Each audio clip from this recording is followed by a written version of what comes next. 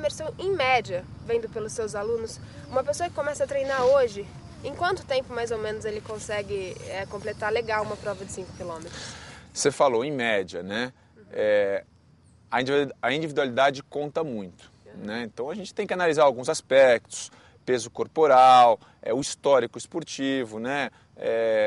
Exemplo, quem nasceu no interior, em cidade pequena, ficou muito mais próximo ao contato com a natureza, teve uma criação mais na rua, onde, enfim, brincava. Esse já tem uma base diferenciada. Diferente do cara que nasce numa cidade como a gente está em São Paulo, que não dá condição de uma criança hoje, infelizmente, ser criada mais na rua, mais solta.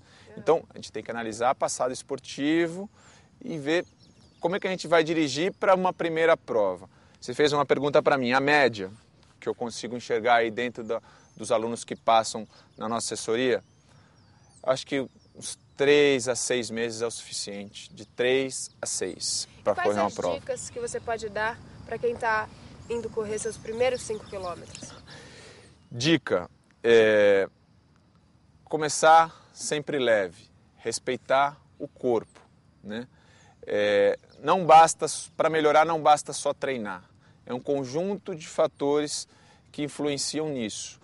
O treino, ele é um desses fatores. Então, para você assimilar a sobrecarga que o treino te traz, sobrecarga saudável, porque o treino é um estresse que você impõe ao seu organismo, né? Tanto que você fica um pouco dolorido, um pouco cansado depois, mas esse estresse ele vai ser saudável à medida que ele for assimilado. Tá.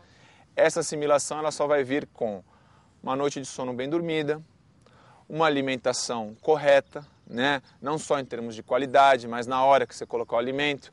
Não adianta nada você ir correr em jejum, treinar em jejum é um crime. Você acabar um treino e não se alimentar e não se hidratar direito, você está fazendo só mal para o seu organismo, né? Então, um conjunto de fatores que vai influenciar para que a pessoa tenha sucesso e melhore. E o esporte faça bem.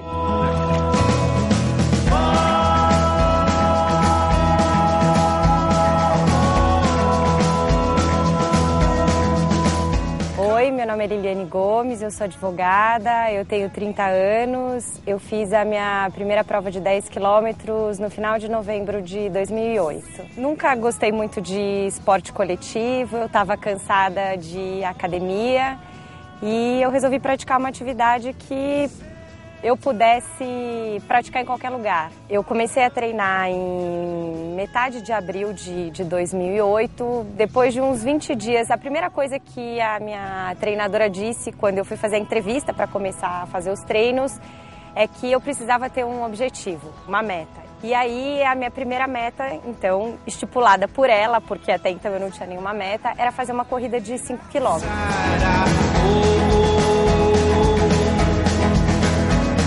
Depois da primeira prova de 5 quilômetros, eu fiquei algum tempo sem participar de nenhuma prova, não porque eu não quisesse, mas porque não coincidia o final de semana que eu tinha disponibilidade com as corridas que iriam acontecer. No final de novembro, finalmente fiz a minha primeira prova de 10 quilômetros e foi ótima. Eu adorei, acho que foi uma prova de manhã, foi diferente das duas anteriores que eu tinha feito à noite. E felizmente o tempo ajudou bastante, não estava muito quente. Eu consegui chegar num tempo abaixo do que havia sido proposto pela minha treinadora. Quer dizer, ela que tem condições de avaliar como eu estava melhor então do que ela imaginava, né? Então, e do que eu mesma achava que eu seria capaz de fazer. Então foi ótima. Realmente é uma conquista.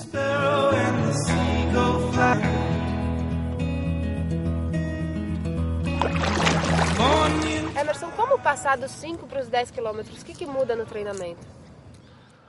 Passar dos 5 para os 10 quilômetros. Eu acho que o mais difícil foi chegar nos 5. Aí já está fácil, né? À medida que você consegue administrar a intensidade do teu esforço para correr 5 quilômetros, passar para os 10 é muito fácil, né? Basta você controlar um pouco a intensidade, né? Lógico, você vai ter que fazer alguns treinos próximos a essa metragem, né? Para correr 5 km, você não precisa fazer treinos muito mais longos que 4, máximo 6 km. Para correr 10, aí é necessário um pouquinho mais de endurance. é necessário você ganhar um pouco mais de estamina. Então, importante fazer alguns treinos na semana, né? Um é o suficiente, uma endurance aeróbica, um treino mais longo, aí próximo a 10, que é a prova que você vai fazer, já é importante. Mas se chegou no 5, para fazer o 10, tá fácil. E quem está começando a correr agora, quantos dias por semana é saudável de correr? Olha, quem está começando a correr, 3 dias na semana eu acho que são suficientes, né? 3 dias que não seja sexta, sábado e domingo, né? Dias intercalados. Dias intercalados, né? Se possível, alternando com exercícios de alongamento e exercícios de força, aí fica perfeito. Esses 3 treinos na semana, eles são complementares. Um não pode ser igual ao outro, né? Vai ter um dia que você vai trabalhar uma longa distância, numa intensidade mais curta. Vai ter um dia que você vai trabalhar uma curta distância, numa intensidade maior, né? Vai ter dias que você vai fazer o treinamento intervalado, que é aquele treinamento com tiros, onde você faz o teu corpo correr mais rápido, numa curta distância, e você tem um intervalo para isso. Você gera aquela hipertrofia do miocárdio, que você deixa o teu coração maior. Uma das valências físicas mais importantes para poder evoluir é isso, treinamento intervalado. Tem várias vertentes dentro desse treinamento intervalado. Então, não basta só para melhorar sair correndo, né? Dá para ser feito assim? Dá. Mas se você quer evoluir legal, tentar tirar o melhor proveito do teu estado, é fazer uma coisa bem dirigida. Ter um acompanhamento bem direcionado para poder evoluir. Vamos lá, mais uma dica de smoothie, que é essa bebida leve, super natural, super refrescante e que tem aí fibras, energia, tem um pouco de tudo que a gente precisa. Eu vou fazer um agora à base de abacaxi, maçã verde com casca, framboesa congelada, água e frozen iogurte. A gente coloca primeiro as frutas, a framboesa, vamos bater as frutas com um pouquinho de água.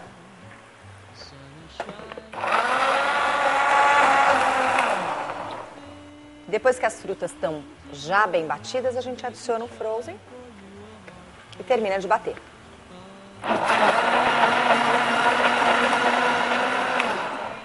Para fazer uma bela decoração. Bonito, nutritivo, leve e saudável. Tem nada melhor. E as corridas de 10 quilômetros, que tem uma a cada final de semana, aqui em São Paulo principalmente, no Rio, você acha que essa é a distância preferida dos corredores brasileiros? Não que seja a distância preferida do corredor. Eu acho que quem corre gosta de fazer qualquer tipo de prova, né? Independente de ser 5, se ser 10 ou ser maratona. Eu acho que 10 é uma metragem intermediária, que você entra dentro de um processo de endurance, né? Onde você consegue estabelecer uma estratégia, né? Que não é uma prova muito rápida e também não é tão desgastante quanto uma maratona, ou seja, no outro dia você está andando normal, você consegue trabalhar, né? Você consegue fazer tudo e não precisa de grandes treinamentos para fazer uma prova de 10 mil. Então 10 mil é clássico. E para a cidade, para poder fechar ruas, organizar, fica mais fácil, né? Imagina você fechar uma cidade de Nova York para fazer uma maratona lá para 40 mil pessoas. A logística envolvida é muito grande. Agora você fechar um percurso de 5 km, onde você faça 2 voltas, fica fácil. Você mexe com um bairro, 2 no máximo, no domingo, né? Então, eu acho que por isso que o 10 é bem mais divulgado, bem mais massificado, né? E como deve ser a recuperação das provas de 10 quilômetros? Aí você tocou um ponto importante, né?